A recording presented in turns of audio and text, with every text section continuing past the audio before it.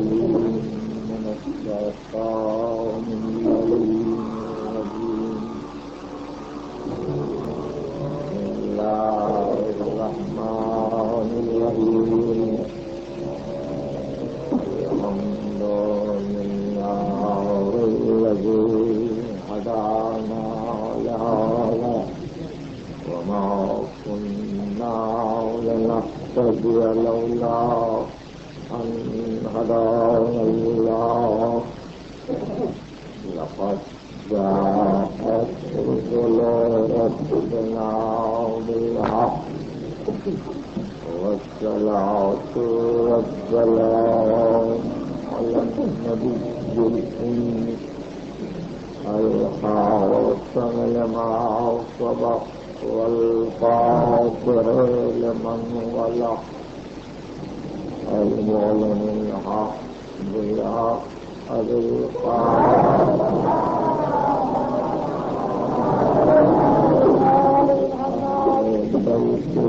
السيدين الطاهرين المعصومين المظلومين الذين أذهب الله عنهم الرجس وطهرهم تطهيرا.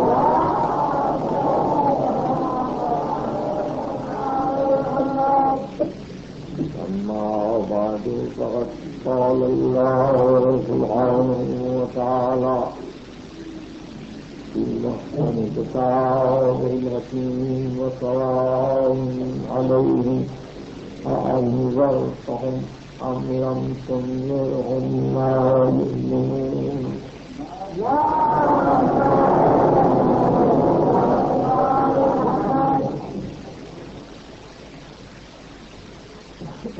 اس سورہ مبارکہ کی تفسیر کے سلسلے میں نئی تقریر آپ سماعت کرنا ہے اور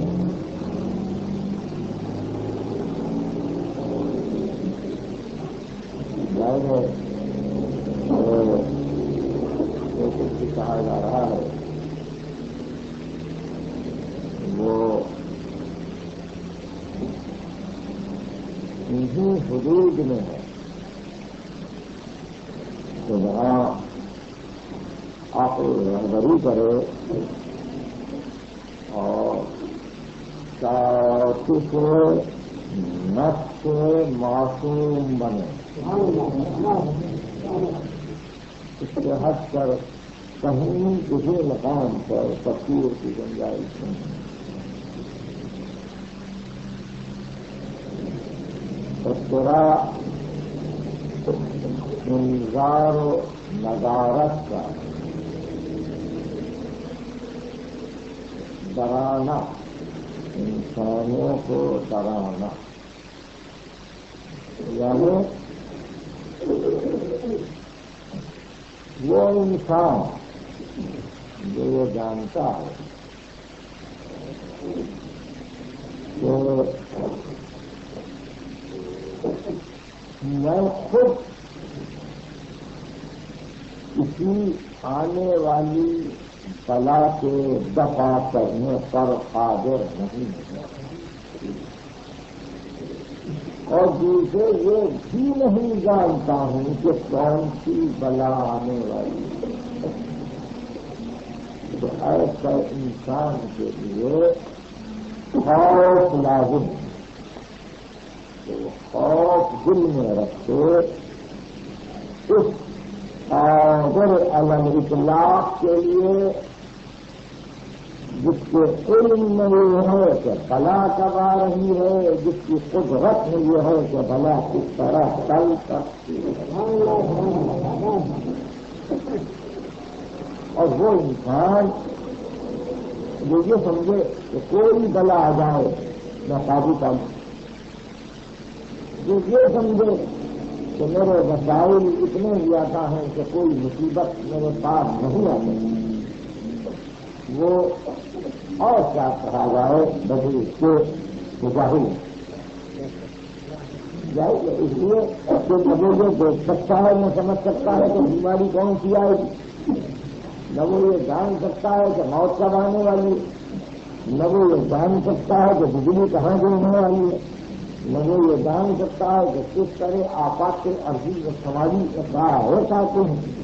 جب یہ نہیں جانتا یہ کیسے پہنچ سکتا ہے کہ میرے اتنے اثرات لامحدود ہیں کہ میں ہر بلا کو روک سکوں گا غلط، اور دوسرے کو روک نہیں سکتا یہ قابو کیسے پائے گا، مصیبتوں کو ٹال کیسے سکے گا، اس کے اختیار میں ہی اقتدار میں یہ کیسے ہوگا کہ وہ ہر مصیبت کو ٹال دے۔ اس لیے انذار کے معنی یہ ہے کہ ہمیشہ ڈرتے رہو ان ناگہانی آفات جو کبھی کبھی تمہارے جہل کی وجہ سے آتی ہیں، کبھی کبھی تمہاری بے ایمانی کی وجہ سے آتی ہیں، کبھی کبھی تمہارے کفر و استبداد و استقبال سے پیدا ہوتی ہے، اس جگہ سے اور ہر دور میں ڈرانے والا ہے۔ ڈرانا اس لیے ہے کہ انسان کو اگر دنیا کی نعمتوں نے اپنا گرویدہ بنا لیا تو وہ پھر معاشی سے چوکتا نہیں ہے، وہ گناہوں سے بچتا نہیں ہے، وہ پھر خطاؤں کا عادی ہو جاتا ہے، وہ امر و نہی الہی پر عمل نہیں کرتا۔ ڈرانا اس لیے ہے کہ صراط مستقیم پر لے جانے کے لیے یہ بتلایا جائے کہ مالک کا حکم یہ ہے، اس پر عمل کیا جائے، مالک نے یہاں منع کیا ہے، اس پر عمل نہ کیا جائے۔ یہ امر نہیں مالک کے لیے نہیں، یہ تمہارے لیے نہیں ہے، اس لیے کہ کہیں تم نظام کل سے نہ ٹکرا جاؤ، اس واسطے حکم دیا کہ یہ تمہارے لیے جائز ہے، یہ تمہارے لیے ناجائز ہے۔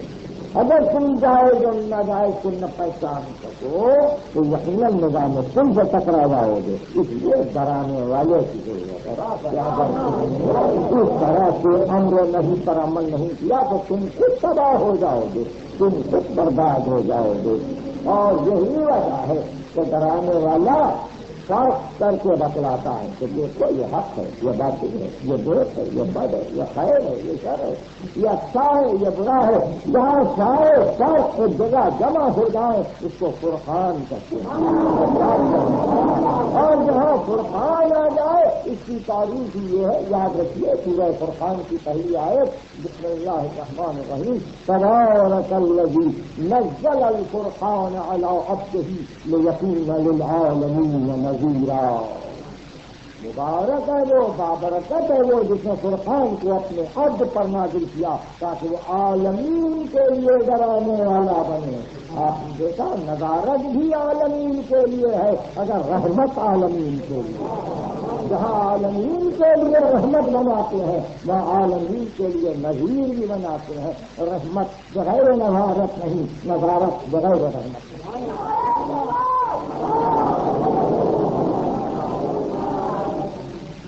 میں چاہتا تھا کہ یہ ذہن میں رہے کہ ختم مرتبت رحمت للعالمین، عالمین کے لیے رحمت، بالکل اسی طرح سورہ فرقان نے کہا کہ وہ عالمین کے لیے نذیر، ڈرانے والے بھی۔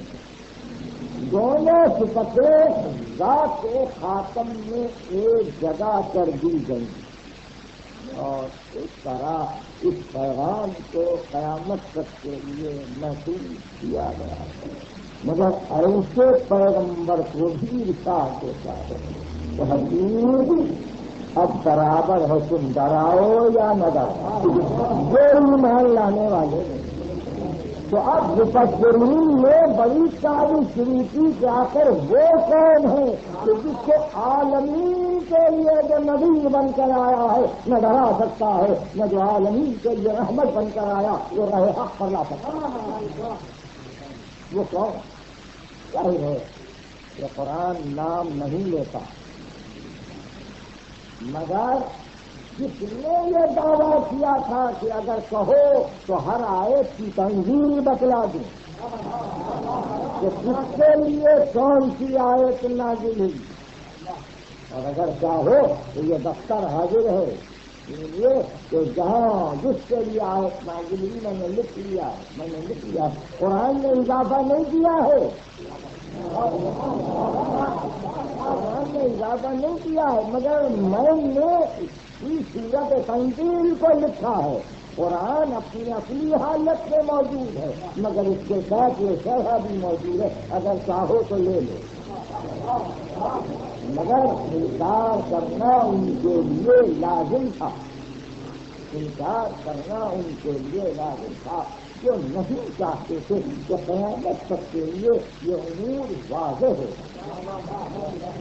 یہ امور واضح ہو، اس لیے وہاں پردے ڈال دیے، کچھ تو اختیاری پردے تھے، کچھ اجباری پردے تھے، کچھ پردے ایسے تھے ذہن پردے ڈال رہا تھا، کچھ عصبیت کے پردے تھے، کچھ محبتوں کے پردے تھے، بہا رہا ظاہر ہے وجعلنا من بین ایدیہم سدا ومن خلفہم سدا وأغشیناہم فہم لا یبصرون۔ پردے پڑ جانے کے بعد پھر نظر کیا آئے گا؟ پردے پڑ جانے کے بعد نظر کیا آئے گا؟ پردہ اٹھے تو ظہور ہے، پردہ رہے تو غائب ہی غائب ہے۔ انسان خود اپنے آپ سے غائب ہو جاتا ہے، خود اپنے آپ کو فراموش کر دیتا ہے، اس لیے اصطلاح لفظ غائب کی یا لغوی معنی غائب کے ہمیشہ خیر ہی میں نہیں ہے، نیکی ہی کی راہ میں غائب نہیں ہے۔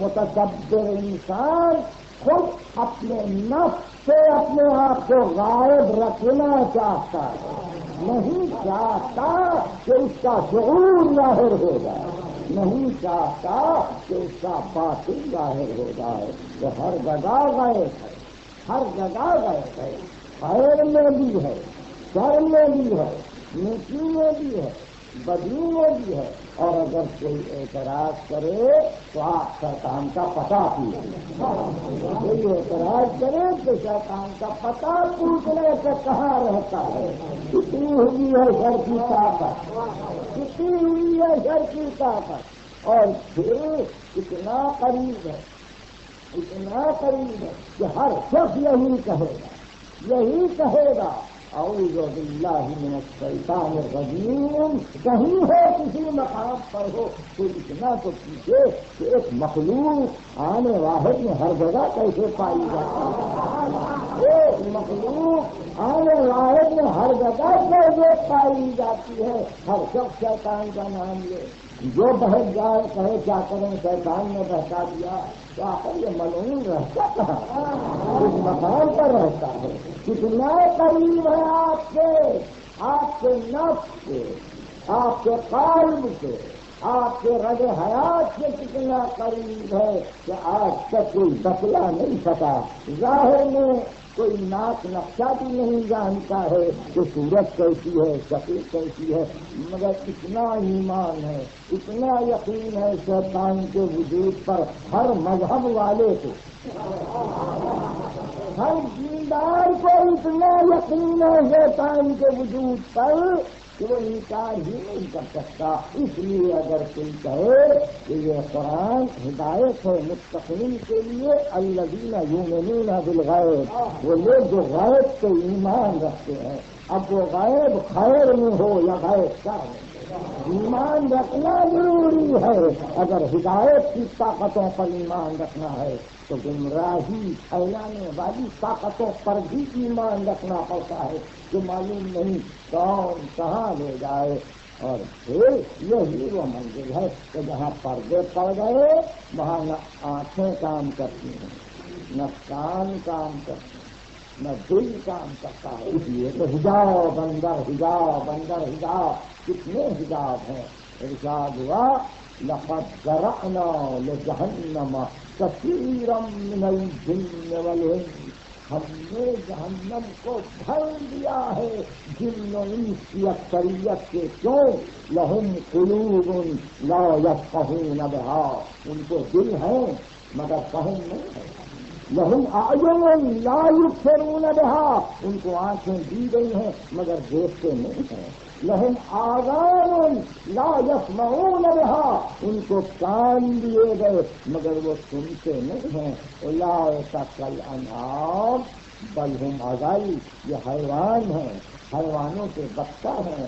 اکثر اولئک هم الغافلون، اور یہی ہیں وہ جو غفلت میں پڑے ہوئے ہیں. جب آپ نے دیکھا کہ غفلت نام ہے، آنکھ رکھنے کے باوجود نہ دیکھنا، کان رکھنے کے باوجود نہ سننا، دل رکھنے کے باوجود نہ سمجھنا. ایک عجیب بات یہ ہے، جہاں دنیا میں ذرائع علم عطا کیے وہاں یہ ارشاد ہوا کہ ہم نے انسان کو پیدا کیا، وہ جعل لکم السمع والابصار والافئدہ قلیلا ما تشکرون، ہم نے تم کو کان دیے، آنکھیں دی، دل دیا، مگر بہت کم لوگ شکر گزار ہیں. یہ ذرائع علم ہے، پہلے کان پھر آنکھ ہے پھر دل، 3 درجے ہیں علم کے حاصل کرنے سے. جعل لکم السمع والابصار والافئدہ، مگر قیامت کے دن پہلے افئدہ سے شروع کیا، پھر اعین، پھر سما، یعنی پہلے دل کو دیکھا گیا کہ باطن میں کچھ ہے تو دیکھ لو. ممکن ہے ظاہری طور پر گمراہ ہو، باطن میں کچھ تعلق ہے کہیں ذرا سا، مگر دیکھا لہم قلوب لا یفقہون بہا، لہم اعین لا یبصرون بہا، لہم آذان لا یسمعون بہا. دنیا میں آذان کو ضرور کیا، قیامت میں آذان کو ختم کیا. ایک مستقل بحث ہے. کیوں ایسا ہوا؟ وقت اس لیے کہ وہاں تلاش رحمت حق کو بہانے کی تھی کہ پہلے دل ہی کو ٹٹولو کہ ضرورت سمجھتی ہو، ضرورت سمجھتی ہو. علم کو بعد میں دیکھیں گے کہ سم و بصر سے علم کیسے پایا. تو آپ میرا اولا ہو تو ہم الغافلون، یہ غفلت کرنے والے لوگ، یہ غافل. اور اس منزل پر حجاب آئے تو کتنے حجاب، کتنے حجاب سامنے من بین ایدیہم ومن خلفہم سد. فقط یہی نہیں بلکہ حجاب کا یہ عالم ہے کہ اے رسول اذا قرأت القرآن، جب تو قرآن پڑھتا ہے، جعلنا بینک وبین الذین لا یؤمنون بالآخرہ حجابا مستورا. جب تو قرآن پڑھتا ہے تو قیامت کو نہ ماننے والوں سے اور تیرے درمیان ہم ایک پردہ ڈال دیتے ہیں.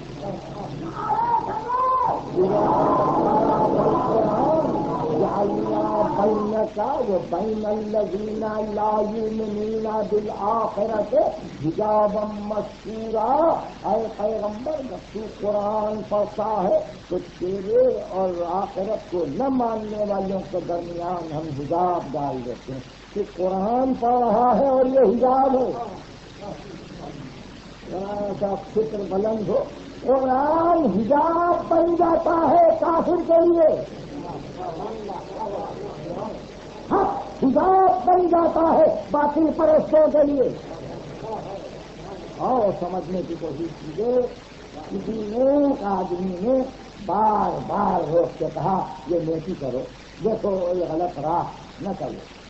اب وہ اس راستے سے نکلا، دیکھا کہ وہ آدمی بیٹھا ہوا ہے، اب بچ کے چلا، یعنی وہ نیک آدمی حجاب بن رہا ہے. آپ نے دیکھا نذیر حجاب بن جاتا ہے، بشیر حجاب بن جاتا ہے، قرآن حجاب بن جاتا ہے، حق کی راہ بتانے والا حجاب بن جاتا ہے. تو فقط قرآن حجاب نہیں، کہیں 5 حجاب ہے، کہیں 12 حجاب ہے، کہیں 14 حجاب.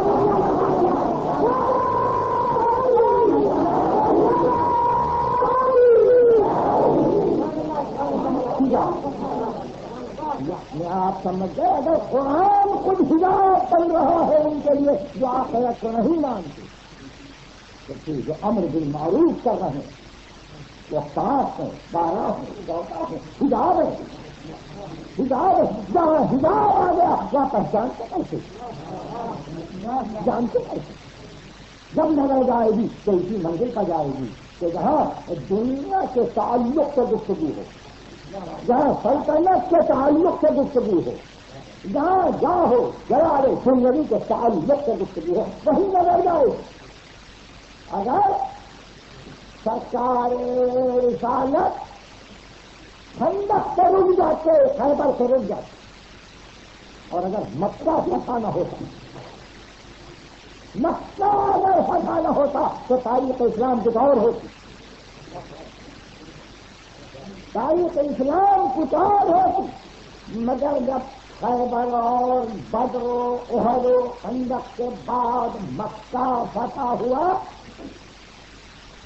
تو اس وقت دل سے کلمہ پڑھنے والے تو کم تھے لیکن جلالت ظاہری پر نگاہیں ڈالنے والے جب پیغمبر ریاست عظما لے کر آیا ہے اب تو کلمہ پڑھنا چاہیے, اب تو اس کو ماننا چاہیے. اگر یہ حق نہ ہوتا تو مکہ فتح نہ ہوتا.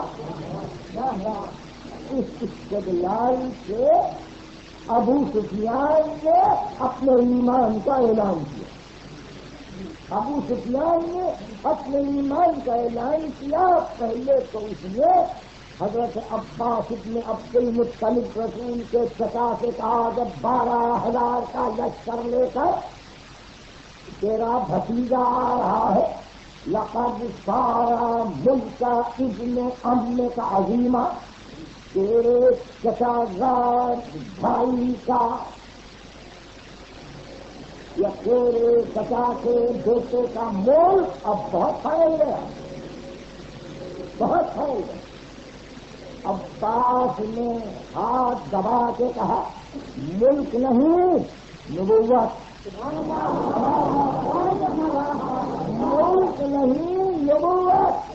اس نے کہا جو کچھ صحیح مگر ہم نے تو تلوار کی طاقت دے تھی, بتاؤ تمہارا کیا مشورہ ہے. عباس نے کہا مشورہ یہی ہے کہ میرے ساتھ چل, میرے ساتھ چل. وہ بشیر و نذیر ہے, کلمہ پڑھ لے. لا کے قدموں پر ڈال دیا, پیغمبر کے قدموں پر ابو سفیان کو ڈال دیا. ابو سفیان کو پناہ ملی اور کہا سمایا جا میں نے تجھ کو آزاد کر دی.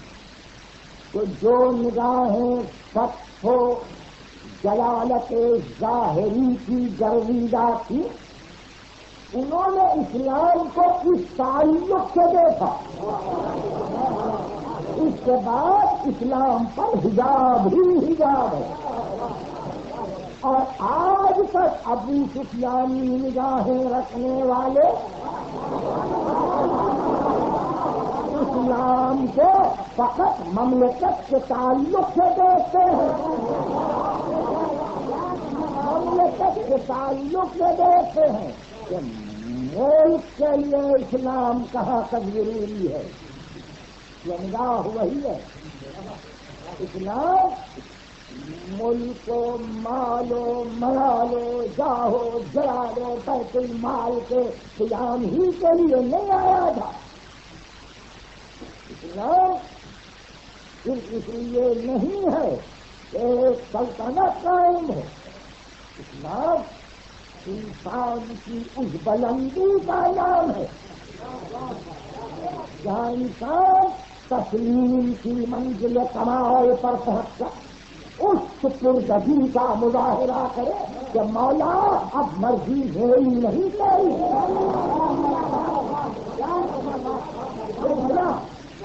مگر اس اسلام پر کتنے عامل ہیں اور صبح سے شام تک ہمارے روزنامے اس اسلام کو کن مقامات کے لیے استعمال کر رہے ہیں. اس کا اندازہ آپ سے بہتر کوئی کر نہیں سکتا. اگر اسی لیے دین کامل ہوا ہے, اگر اسی دن کے لیے نعمتیں پوری ہوئی ہے, اگر کسی دن کے لیے نذیر آیا ہے, کسی دن کے لیے بشیر آیا ہے تو قیامت ہے.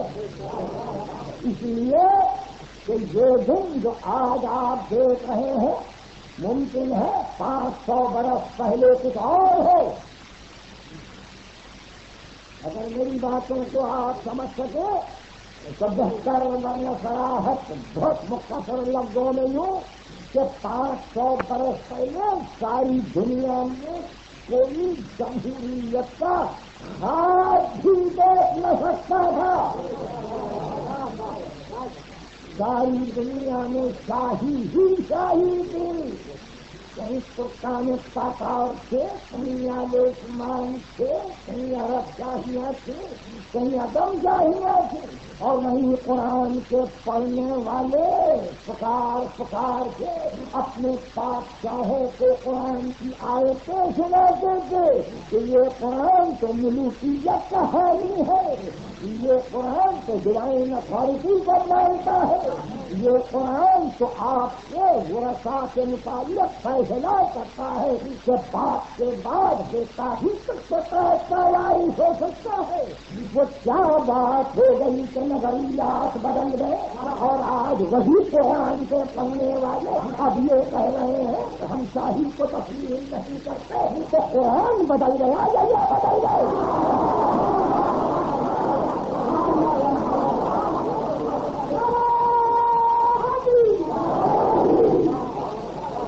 جو منزلیں ہیں جو میں کہہ رہا ہوں اور ہی معلوم نہیں 1000 برس کے بعد زمانہ کیا انقلاب لاتا ہے، اور آپ اور جب آپ کی نسلیں دیکھتی ہیں بہت صورت قرآن اپنے مقام پر ہے، لیکن وہاں حجاب پر پڑھتے جا رہے ہیں، پردے پر پردہ پڑتا جا رہا، اور قرآن کو استعمال کرنے والے عجیب انداز سے قرآن کو استعمال کر رہے ہیں.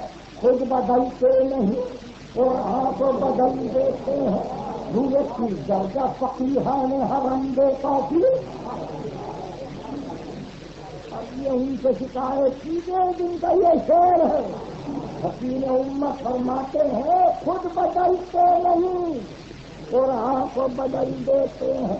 رویت کی درجہ فقیہان حرم دیتا تھی.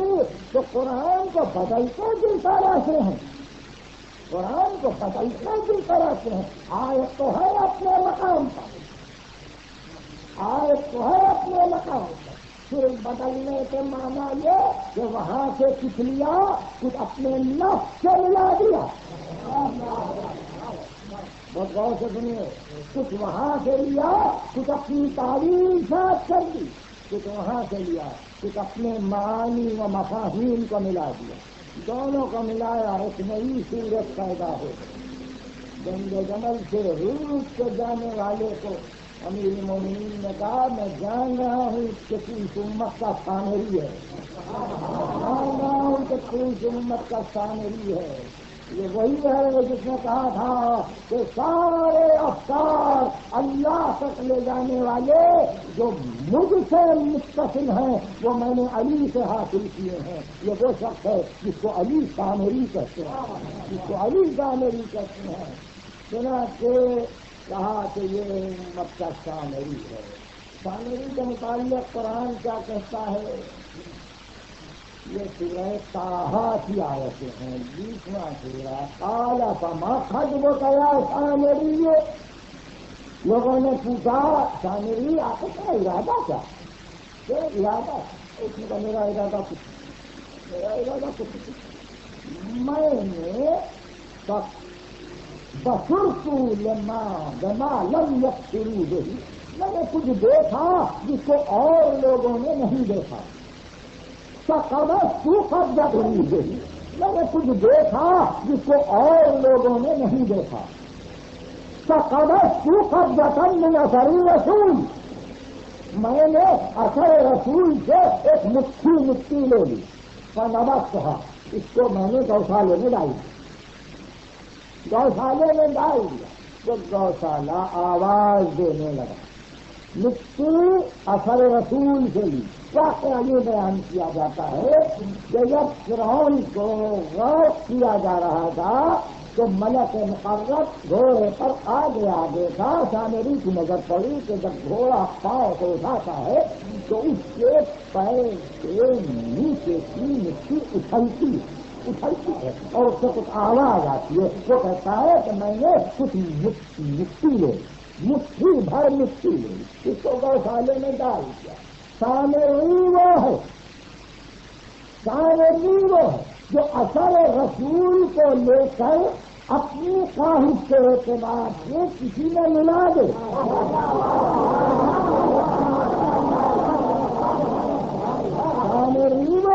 جو اثر رسول کو لے کر اپنی خواہش کے مطابق کسی چیز میں ملا دے. اب رسول کی حدیثیں پڑھی جا رہی ہیں اور کا معنی یہ ہے، معنی جو کچھ بھی ہوں گے مگر گوشالہ برابر پکار رہا ہے.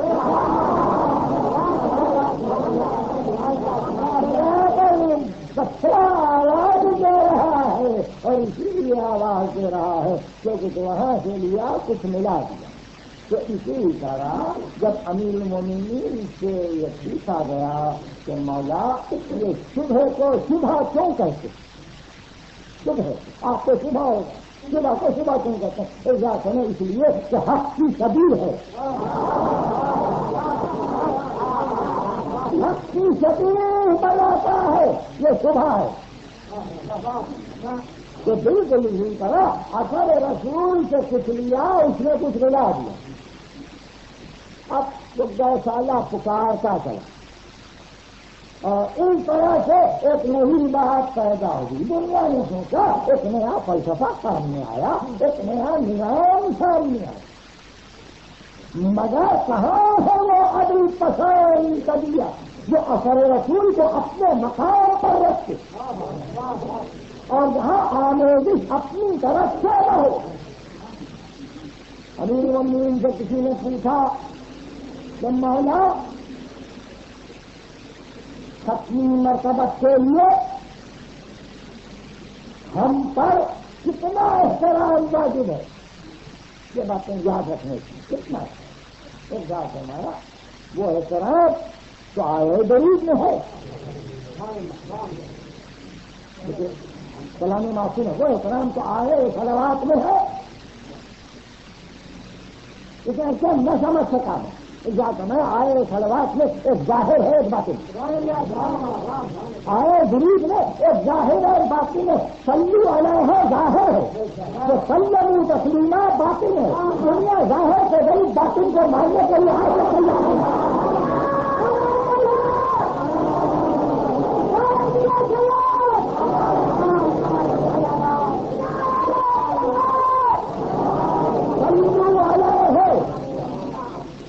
درود بھیجو. دنیا نے کہا ہم درود بھیجیں، ہم درود بھیجیں، کچھ اثر رسول سے لیں گے، کچھ اثر رسول سے لیں گے، کچھ اپنی طبیعت سے اضافہ کریں گے، درود بھیجیں. مگر وہ جب باقی میں آئے درود ہے سلموا تسلیما، تسلیم کرو جو حق تسلیم کرنے کا ہے. یہ ہے منزل شکر کرنے کی کہ جو آپ کی مرضی ہے وہی مرضی رہے گی. ہم اپنی طرف سے کوئی اضافہ نہیں کریں گے، ہم اپنی طرف سے کوئی اضافہ نہیں کریں گے. کہاں ہے وہ عدل پسند طبیعتیں جو اپنے آپ کو اس طرح سے مستقیم پر لے کر چلے، اس طرح سے مستقیم پر لے کر چلے؟ تو بات صرف اتنی کہ جب نظارت بے اثر ہوگا اور جب دل میں گرم ہو تو اسی طرح سے انسان اثر رسول کو لے کر کسی چیز میں ملا دیتا، اثر رسول کو لے کر کسی چیز میں ملا دیتا. ہماری مصیبت عظما یہ ہے، اور یہ مصیبت عظما 61 ہجری کی بھی تھی، 15 سال کا خیال ہے 61 ہجری کی بھی، کہ بے اختیار یزید یہ نہیں کہہ سکتا تھا کہ مجھے اسلام پسند نہیں ہے. یعنی وہ دین کو ٹھکرا بھی نہیں سکتا تھا اس لیے کہ سخت جاتا ہے.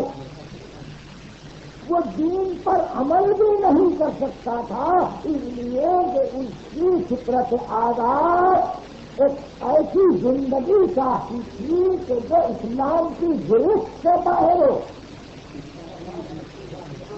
وہی حال آج ہے، وہی حال آج ہے. یعنی یہ تو کہنا ہی کرتے چار اسلام نہیں تھا، ہم کو ضرورت نہیں، صحیح ورنہ سب کچھ کھو دیتے ہیں. اور اب اسلام کو اگر رکھنا چاہتے ہیں تو اسلام اپنی اصلی حالت میں نہیں رہ سکتا، فقیر کی گروہی بن جاتا ہے، اصلی حالت میں تو نہیں سکتا۔ اس لیے لازمی ضرورت یہ ہو جاتی ہے کہ ہر طبقہ اسلام کے درد میں، اسلام کی موافقت میں آواز کو بلند کرتا ہے، ہر ایک کی آواز دوسرے کی آواز سے ٹکراتی ہے۔ آج جتنی زبانیں ہیں اتنی زبانوں سے کچھ مختلف تاریخیں اسلام کی سن رہے ہیں، مختلف آوازوں سے اسلام کی تاریخیں آ رہی ہیں۔ اگر کسی جماعت کا اسلام آپ قبول کر لیتے ہیں تو دوسری جماعت اس اسلام کا کفر کہہ رہی ہے۔ جس جماعت کا پیش کیا ہوا اسلام آپ قبول کرنے جائیں گے، دوسرا اسے واجب القتل کہہ رہا ہے۔ تو اسلام بدل گئے یا اسلام میں واقعی اتنی راہیں آج نکل آئے؟ تو پتا چلا ایسا نہیں، بلکہ حجاب پر حجاب مسلسل کرتے جا رہے ہیں اور کچھ بھی نظر نہیں آ رہا ہے، بلکہ دو باتوں سے، ایک اقتدار کی کرسی، دوسرے اپنا باتیں ہیں، دو ہی چیزیں نظر آ رہی ہیں۔ کرسی اقتدار کی وہ اسلام سے حجاب میں، اسلام کے پردے، اسلام کے نام کے ساتھ، اور ادھر اپنا نام فطرت آزاد لیے ہوئے کہ کس طرح سے ہم راہ نکالے۔ تو ایسی صورت میں ہمارے لیے کوئی تعجب خیز امر نہیں ہے کہ ماضی کی تاریخ اپنے آپ کو مسلسل کرے۔ سواء علیہم انذرتہم ام لم تنذرہم لا یؤمنون، آپ ڈرائیں یا نہ ڈرائیں، یہ ایمان لانے والے نہیں ہیں۔ انما تنذر من اتبع الذکر وخشی الرحمن بالغیب، ڈرتا وہ ہے جو رحمان سے عالم غیب میں ڈرتا ہے کہ وہ نگراں ہے، وہ حاضر و ناظر ہے، وہ دیکھ رہا ہے، وہ مسلسل نگاہ بانی کر رہا ہے، جو اپنے معبود کو حاضر و ناظر ہی نہ جانے، جو غیب کو نہ پہچانے، وہ ڈرے گا کیوں؟ اس کی نگاہ نفس حاضر پر ہے، اس کی نگاہ دنیا حاضر پر ہے، اور وہ سمجھتا ہے کہ جو کچھ وہ کر رہا ہے وہی درست ہے۔ تو آپ نے دیکھا کہ اتباع ذکر کیا، اتباع ذکر کیا، عجیب بات، اصطلاح میں ذکر تو سننے ضرور ہے، اصطلاح میں ذکر سننے کے لیے ہے، قرآن کہتا نہیں، ذکر پیروی کے لیے، ذکر پیروی کے لیے ہے۔ اگر اس مسئلے کو دنیا سمجھ جائے کہ ذکر ہی پیروی کے لیے، تو دنیا پھر ذکر سے نہ روکے، دنیا پھر ذکر کو بدعت کو سمجھے۔ اگر ذکر پیروی کے لیے ہے، یہ عجیب بات ہے، دنیا کیوں دھوکہ دے رہی ہے کہ بھئی یہ چاہے تو بار بار ذکر کیا جائے، ہم تو بس سیرت پہ چلنا چاہتے ہیں، ہم تو سیرت پہ چلنا چاہتے ہیں، ہم تو ان کے کہنے پہ عمل کرنا چاہتے ہیں۔ تو ہے نا یہ ہے کہ جہاں ذکر نہیں ہے وہاں عمل کیسا ہے؟ تو اتباع ذکر ڈرتا وہ ہے جو ذکر کی پیروی ہے۔ انما تنذر من اتبع الذکر وخشی الرحمن بالغیب، اور رحمان سے ڈرے، غیب کے عالم میں ڈرے، غیب کی منزل پر ڈرے۔ کل یہ گفتگو ہو رہی تھی چند جملے پھر سلسلے میں، جہاں علم بڑھتا جاتا ہے ہر آن غیب شہود سے بدلتا جاتا ہے، ہر آن غیب شہود سے بدلتا جاتا ہے۔ کبھی آپ کے لیے محسوس گفتگو یہ چاند کل تک کے لیے اس کی صفحہ آپ کے لیے غیب کی، آج علم میں اضافہ ہوا، آج وہ حضور ہے، شہود ہے۔ جتنی ترقیاں ہوتی جائیں گی علم میں، ہر آج غیب بدلتا جائے گا حضور سے، غیب بدلتا جائے گا شہود سے، بشرطے کہ علم میں اضافہ ہو، بشرطے کہ انسان کی بیداری میں اضافہ ہو۔ لیکن ان تمام اضافوں کے باوجود کائنات اتنی لامحدود ہے، اتنی اللہ موجود ہے کہ جس کو ذات واجب نے اپنے صفات جلال و جمال کا مظہر بنایا وہ ہر آن آواز دے رہا ہے ربی زدنی علما، ربی زدنی علما۔ پروردگار میرے علم میں اور اضافہ ہے، میرے علم میں اور اضافہ ہے، یعنی غیب تک پہنچ چکا اور پہنچے اس لیے کہ تو غیب الغیوب ہے، تیری بات غیب الغیوب ہے، تو نے مجھے غیب کا علم دیا ہے۔ عالم الغیب فلا یظہر علی غیبہ احدا الا من ارتضی من رسول، غیب کا عالم کسی کو علم غیب نہیں دیتا جب تک کہ رسولوں میں سے کسی کو مرتضی رسولوں نے مرتضی بنایا اور مرتضی بنا کے غیب کا علم دیا، پھر بھی اس نے کہا ربی زدنی علما، پروردگار میرے علم میں اضافہ کر۔ ما عرفنا کا حق کا معرفت ہے، نہیں پہچانا تجھ کو جو حق پہچاننے کا تھا، دریائے معرفت الہی وہ بحر یقار ہے کہ جہاں ذات اپنی مسرت ہر آن آگے بڑھتی جا رہی ہے، جیسے جیسے آگے بڑھتی جا رہی ہے ویسے ویسے وسعتوں کا علم ہوتا جا رہا ہے، اور ہر آن یہ اندازہ ہوتا ہے کہ اب تک میں نقص میں تھا اب آگے بڑھ رہا ہوں، اب تک یہ نقص تھا اور آگے بڑھ رہا ہوں۔ خود انسان محمد ایک نقص ہے، ایک نقص ہے، اس نقص کو دور کرنے کے لیے ہر آن کہتے جا رہے ہیں ربی زدنی علما، پیچھے منہ سے دیکھتے ہیں کہتے ہیں کہ پروردگار میرے گناہوں کو بخش دے، رب اغفرلی ذنبی، وہاں گناہ نہیں ہے اس معنی میں جیسے ہم گناہ کرتے ہیں، وہاں پیچھے حق ہو جانا، رک جانا، دریائے معرفت میں آگے کو دیکھ کر اپنے نفس کا علم پیدا کرنا خود یہ گناہ بن جاتا ہے، تو جس کے لیے طلب مغفرت چاہتے ہیں کہ پروردگار مجھے معاف کر، میری کوتاہیوں کو معاف کر، میرے انسان کے نفس کو معاف کر، اور پروردگار میرے علم میں اضافہ کر، علم میں اضافہ جیسے جیسے ہوتا جاتا ہے یقین کی کیفیت بڑھتی جاتی ہے، اور اس یقین کی کیفیت کے ساتھ پیغمبر جان رہے ہیں کہ ساری کائنات میں اللہ نے جو علم مجھے دیا ہے وہ کسی کو عطا نہیں کیا، اس لیے کہ اس نے مجھے کتاب دی، اس نے مجھے غیب دیا، اس نے مجھے عالم ہی کے لیے رحمت بنایا، اس نے مجھے عالم ہی کے لیے نذیر بنایا، مزمل بنایا، مدثر بنایا، اس لیے پیغمبر ہی کو یہ حق پہنچتا ہے کہ وہ یہ کہیں کہ میں علم کا شہر ہوں، میں علم کا شہر ہوں، انا مدینہ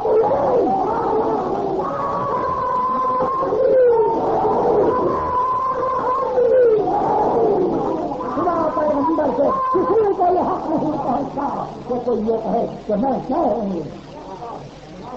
اتنا علم ملا ذات واجب سے کہ وہ شہر علم بہت چند باتیں، وہ شہر علم اور اس کے ساتھ کہا کہ ظاہر ہے کہ اس شہر کے لیے کوئی ایسی راہ بھی چاہیے کہ کوئی شہر میں آئے، نشاندہی کر دی دروازے، یہ تھا اثر رسول، یہ تھا اثر رسول، اب اس میں کچھ ملانا تھا تو انہوں نے کہا، رسول نے کہا کھڑکیاں یہ شہر یہ دیواریں یہ تھا اثر رسول نہیں ملاتے۔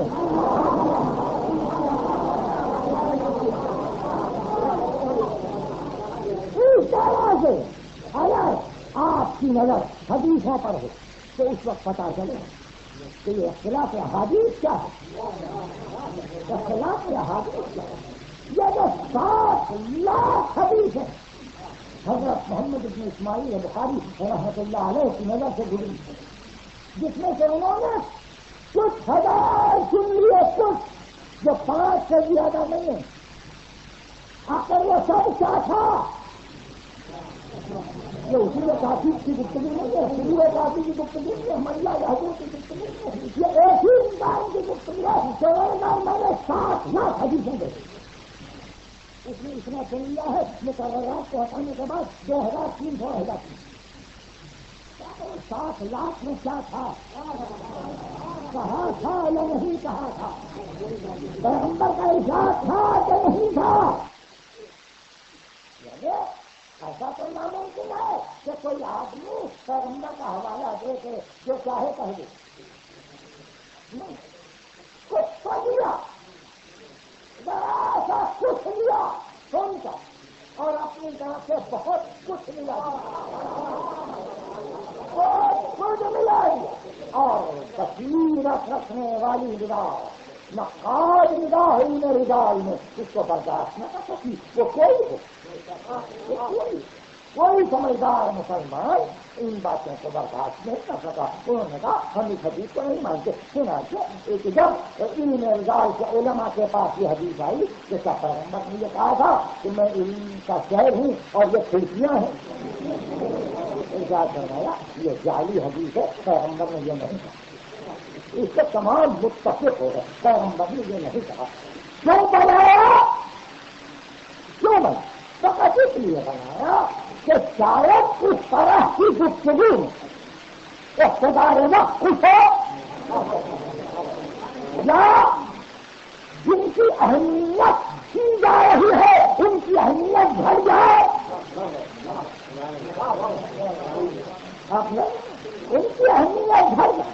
مگر ایک عجیب بات ہے, یہ حق فقط سرکار خاتم کو حاصل ہے یا معصوم کو؟ اور یہ میری تقریر سے آخری اشیاء ہے, یہ حق فقط سرکار خاتم کو حاصل ہے یا معصوم؟ کہ اگر ان کی زبان سے ایک جملہ نکل جائے تو وہ جملہ ہم وزن قرآن ہے, ہم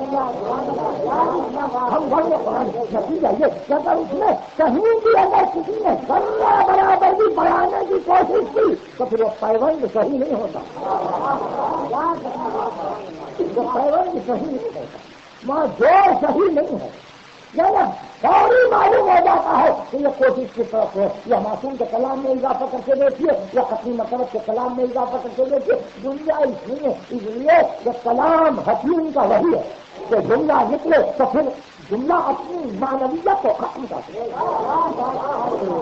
جملہ اپنی معنویت کو ختم کر دے, اور یہی وہ منزل ہے کہ جہاں اگر ختمی مرتبت میں قرآن مجید یہ ساتھ احادیث کو پیش کیا فقط اس لیے کہ شر ہو بیان قرآن ہدایت,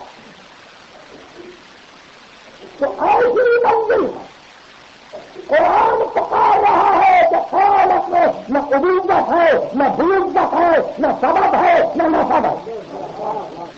یہ قرآن کا الفاظ. عذاب آیا فلا انصاب بینہم, نسب چلے جائے, نسب ہی ختم. اور اس کے باوجود اگر پیغمبر کسی حصے کو باقی رکھنا چاہے دنیا سے لے کے قیامت تک,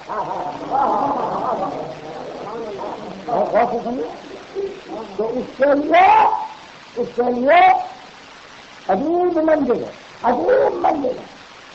کبھی اثر رسول سے کچھ لے کر کچھ ملانے والے وہ ہمارے لیے مددگار ثابت ہو گئے. میں سمجھا سکا یا نہیں سمجھا سکا, یقیناً میں اپنے خیال سے جانے وہ مددگار ثابت. اس لیے میں اس قسم کی حدیثوں کو بھی اس لیے آپ کے مطالعے کے لیے ضروری سمجھتا ہوں تاکہ باطل کو دیکھ کر آپ حق کو پہچانیں, تاکہ باطل کو دیکھ کر حق کو پہچانیں. اس لیے نظر کی وسعت کے لیے یہی نہیں ہے کہ آپ فقط اپنی کتابوں کا مطالعہ کریں. کچھ اور میں بھی آپ کروں گا اس سلسلے میں ڈرانے کی منزل سے پہلے یہ حکم ہوا کہ تو نذیر ہے تو پہلے عزیزوں کو ڈرا,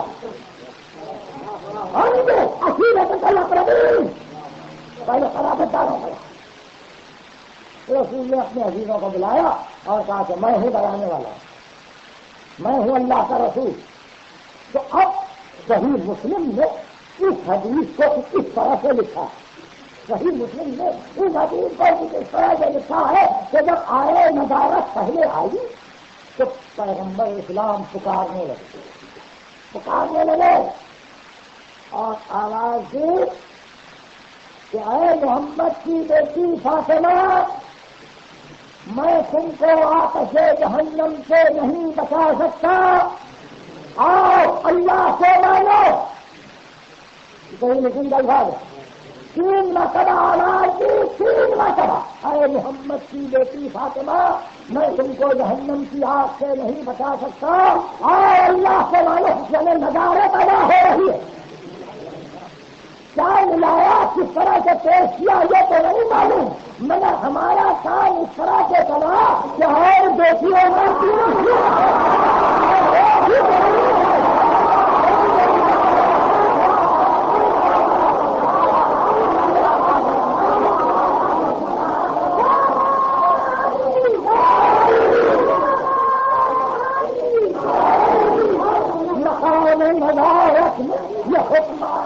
اپنے عزیزوں کو ڈراؤ، اپنے خرابتداروں کو ڈراؤ، تو صحیح مسلم نے اس کی یہ تفصیل روایت اپنے مقام پر کیا حیثیت رکھتی ہے ہم کو خبر نہیں، مگر کبھی کبھی روایت کو اس طرح سے بھی درایت کے ترازو میں تولنا پڑتا ہے کہ جہاں یہ پتا چلے کہ وہاں اور تو کوئی نہیں ہے خرابتداروں میں،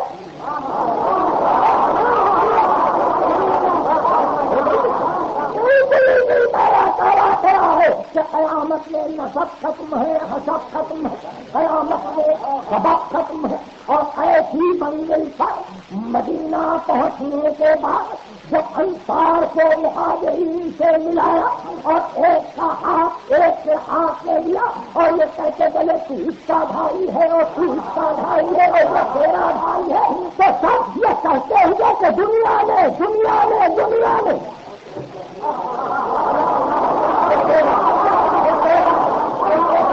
یہاں تک کہ رسول کے بہائے ملاقات پر ہے وہ بھائی، مگر عجیب منزل کی بہت یاد رکھنے کے قابل وہ یہ کہ جس کو بھائی بنایا کتنی فرصت کسی بولنے والے کو ملے کہ سلسلہ پڑھے آپ کے سامنے، سلسلہ بیان کرے 70-72 ناموں کا، تو اس وقت پتا چلے گا کہ پیغمبر کے پاس کیا درجہ ہے جو انسانوں کا، کس انسان کو کس کا بھائی بنا، میں کچھ نام ہی لے سکتا، کس کو کس کا بھائی بنایا، فطرت کو دیکھا کبھی آتا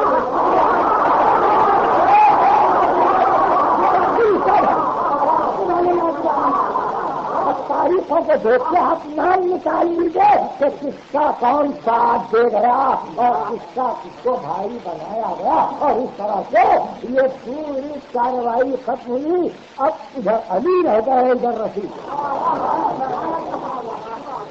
اور بھائی کی طرف دیکھ کے کہا تم کچھ اداس ہو، وہ چپ ہو، کل لڑاؤ ٹھیک ہے، تو علی کا ہاتھ اپنے ہاتھ میں لیا اور ایک نیا سیگا پڑھا کہ انت اخی کہ دنیا والا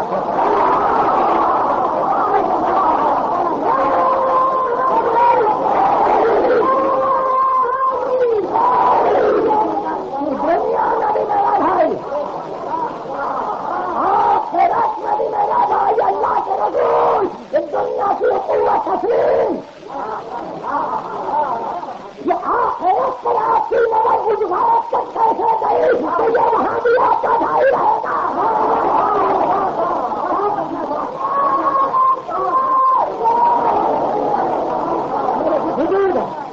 میری گفتگو پر حدود رسول کی نگاہ وہ غیر کی نگاہ آخرت کو دیکھ رہی ہے، اور سارے مورخین اسلام نے اس واقعے کو لکھا کہ آپ نے کہا کہ میرا بھائی ہے آخرت ہے، اور ادھر صحیح بخاری میں 3 مقام پر یہ حدیث ہے، 3 مقام پر صحیح بخاری شریف کہ قیامت کے دن رسول کچھ لوگوں کو دیکھیں گے کہ ان کے کساں ملائکہ لیے جا رہے ہیں جہنم کی طرف، تو کہیں گے اللہ ارے ان کو تو میں پہچانتا ہوں،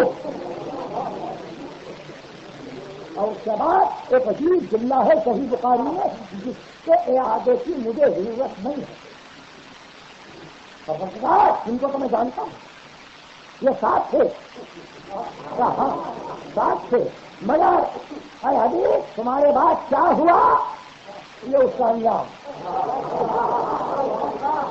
صحیح بخاری میں 3 مقام پر یہ حدیث ہے، کہ اس طرح سے سبق کٹے گا، سبق کٹے گا، اور یہاں حکومت کو دائمی بتلا دیا، ایسا کی دنیا میں بھی بھائی ہے، آخرت میں بھی بھائی ہے، کہ اس طرح سے جہاں جنوبت اخوت اخوت دنیا سے لے کے آخرت تک کے لیے ہوگا، وہاں اگر کسی ایسے کا دامن ہاتھ میں آ جائے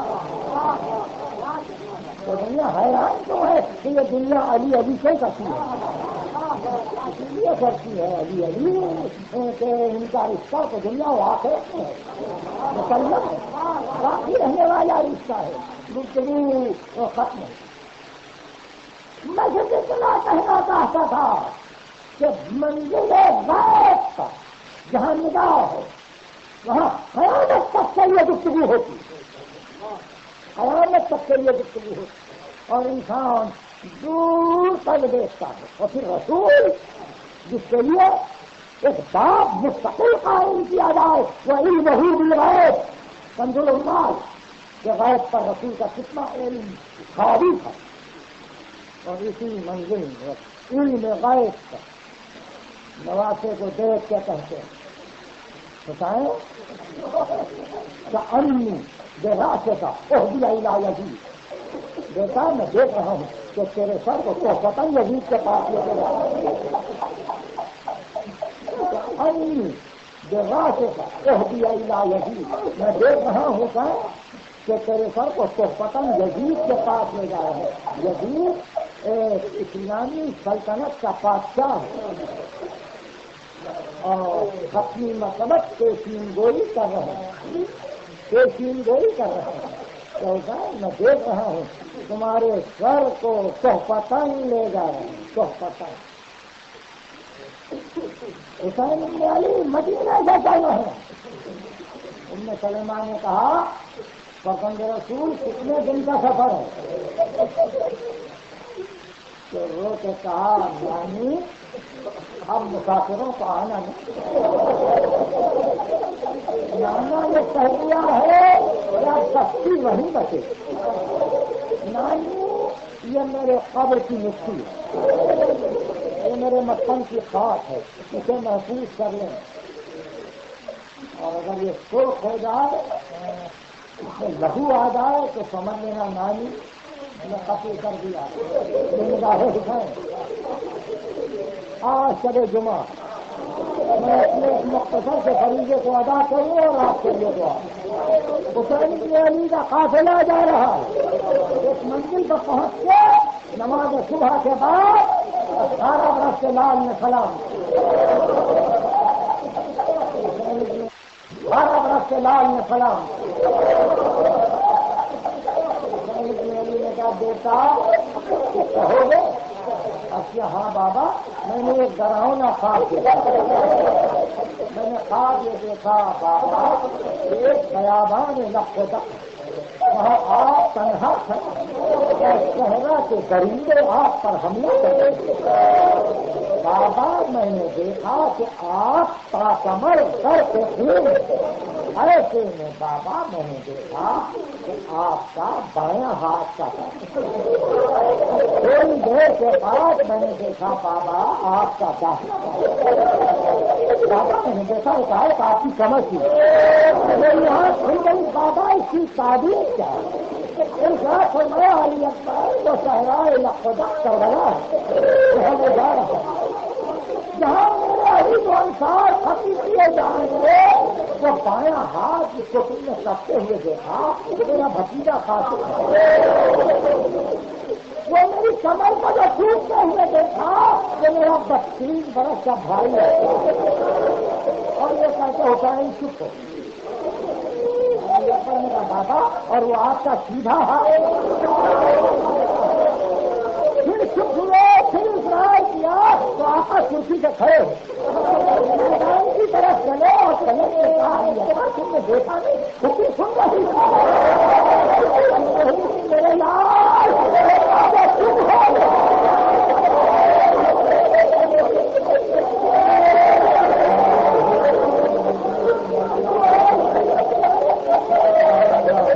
والے ہمارے ہوائی